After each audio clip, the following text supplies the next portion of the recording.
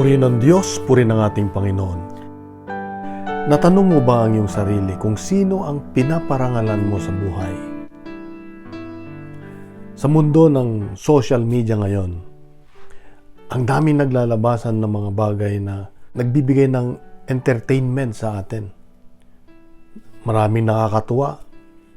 Kung minsan, doon nabubuhos yung panahon natin. Pagbibigay ng panahon sa mga bagay-bagay na nakikita natin sa social media na nabibigyan natin ng parangal. Kahit na yung mga bagay na hindi tama, nabibigyan na natin ng parangal kasi na-entertain tayo. Kahit yung mga bagay na yung mga tao na hindi na gumagawa ng tama sa mata ng Diyos, napaparangalan natin. Napapasunod pa nga tayo eh.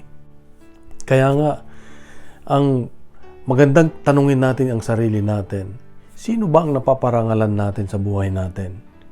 Sabi nga, pag hindi mo alam kung sino yung sinusundan mo, ikaw ay nagiging katulad niya o katulad nila. Kaya napakahalaga, kapatid, kung sino yung sinusundan natin, yung nabibigyan natin ng parangal sa buhay. Kung saan tayo na-entertain, kung saan tayo nauubos yung oras natin, yung lakas natin, yung panahon natin. Kanino natin ibinibigay? Sa Ebanghelyo ngayon, may paalala ng Diyos na pinagsabihan niya yung mga Pariseyo dahil mas nakikinig sila sa ibang tao.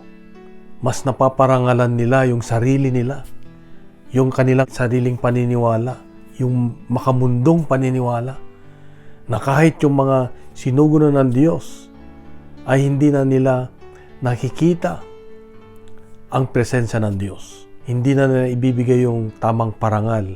Alam niyo, natutunan ko nga pag yung puso natin, yung buhay natin, ang panahon natin ay nakatuon sa mga bagay na nakikita natin na nagbibigay kaligayahan sa atin, yung mga bagay na makamundo, nawawala yung ating focus sa Diyos. Nawawala yung ating pananampalataya dahil mas naniniwala na tayo doon sa ating nakikita dito sa mundo.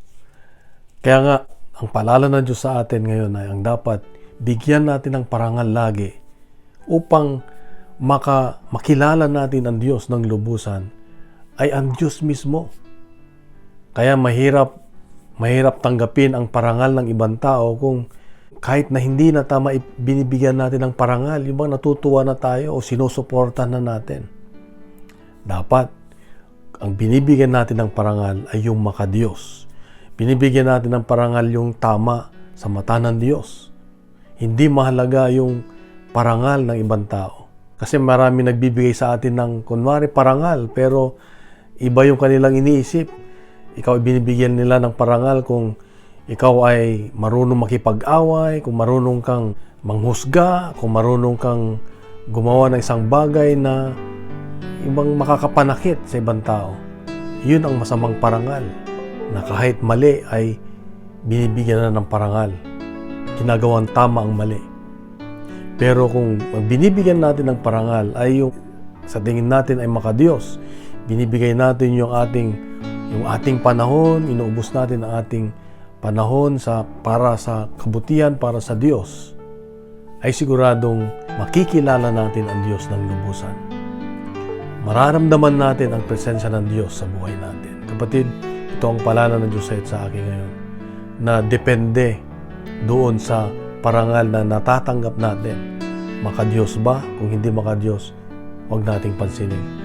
Pag nagbibigay tayo ng parangal, yung pinaparangalan ba natin, yung pinupuri ba natin, kunwari mga kaugalihan o karakter ng ating ibang tao, kunwari yung anak natin ay tama, pag pinupuri natin, yun ay makadiyos, yun ay mabuti para sa Kanya. Pero kung kahit na masama na yung ginagawa niya, pinupuri pa rin natin siya, yun ay hindi tama. Kapatid, nasa atin ang karunungan ng Diyos. Kaya ito ang paalala niya sa atin, na kung gusto nating makilala ang Diyos ng lubusan sa buhay natin, ibigay natin yung tamang parangal para sa Diyos lang.